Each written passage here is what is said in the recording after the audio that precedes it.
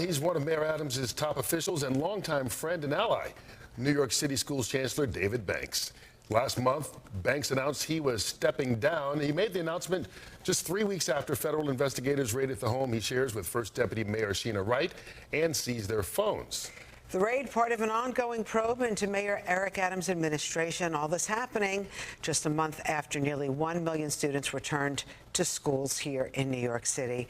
The schools chancellor is with us this morning. Nice to have you back. I'm happy to be back. Thanks for joining us. We got to talk about congratulations. You're a married man. I'm a married man. You told me to do it. We talked about it on this show for quite some time. Absolutely. You know, you're getting criticized on the timing of your marriage. Do you care to set the record straight? I think anybody that would criticize me has probably never been in love. The reality is that Sheena and I have been together for quite some time. We've been planning our marriage for a while. Both of our parents are really getting older and having some health issues, and we made the right decision to do it when we did. And any suggestion otherwise to me is just ridiculous on its face. So you, first of all, beautiful pictures. Thank you so much for sharing. I think you're the first ones. Yes. We're the first ones showing these pictures. What was the invitation, though? Well, you know, we decided to keep it quiet. No bride wants to have a whole group of reporters showing up at their wedding. So we were really thrilled. We went away to Martha's Vineyard. It was wonderful. Was it just immediate family? Just immediate family and just a couple of friends.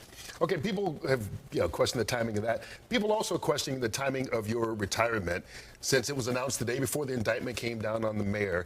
Can you talk, had you talked to him about that before, and why do it now? The mayor and I had long conversations about when I was going to be leaving and stepping down, and I decided several months before that I was going to leave at the end of this calendar year, and that we just really wanted to get the school year up and running, and that we would ultimately transition it to one of my deputy chancellors, Melissa Ramos, who I think the system will be in great hands with her. So this was not a rash decision. This was something I thought about.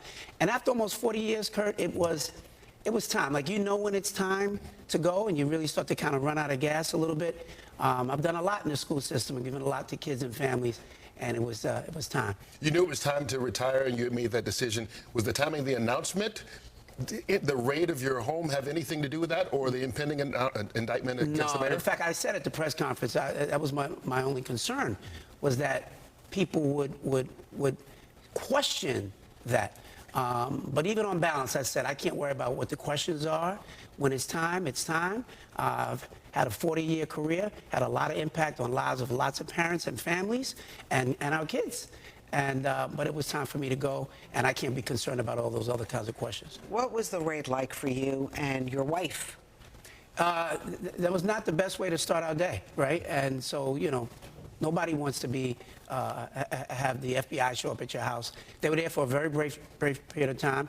I would not even classify it as a raid. They were there for 30 minutes. We had a conversation. They wanted the phones. We gave them the phones. The rest of that, you'd have to really ask, you know, the federal authorities. Did they give you any kind of inclination what they were looking for? Who was the target? Do you know whether you're a target? The only thing I will tell you is that what we know is that neither one of us are targets in this investigation. That we know. Other than that, I can't really answer any of the other questions of what they're looking at. Ken, how are you functioning? You know, obviously, you're running one of the biggest school districts in the country. Sure. With all this going on, and not just with your department, with the administration. It's a lot, and I think anybody would tell you that. But I will also tell you that I'm very focused. I've got a phenomenal team. Schools open every single day. We continue to respond and do all the things that we need to do to lead this system, and we're doing that. And I think parents all across New York City would tell you, in no way do they see any level of distraction. They see a level of stability and focus, and we'll continue to move the work forward. Do you see a level of distraction in City Hall at all with all the, raids, indictments, everything going around? Because the New York Post had a recording of a call that you had with superintendents saying that you didn't think that the mayor would be able to survive this. No, what I've said is that there's a major challenge here, and the mayor has to stay very focused, and that's what he's trying to do. But no matter what, our kids, our parents, our teachers, everybody's watching all this. The message to our superintendents was, stay focused. You have a job to do, to be professional, continue to lead for your district, and that's what I expect them to do. So I know the last time you were here, you were talking about banning school phones. phones in schools. Sure. Is that still on your agenda? Well, the mayor and I had talked earlier in the summer as well. We made a decision that while we see all the reasons to do it, now is not the time to do it. We wanted to study it a little bit more.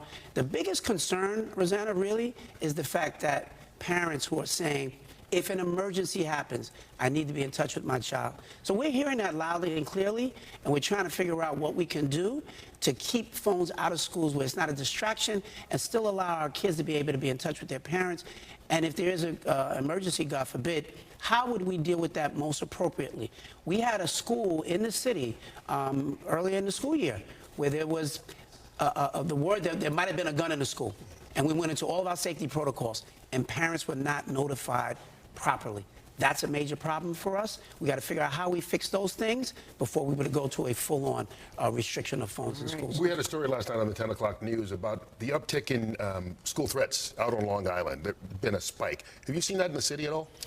Not so much in our schools. We've had a number of incidents that happen around our schools. But yeah, the reality is that there's still too many guns out here on the streets. That's just a reality, and we're seeing it.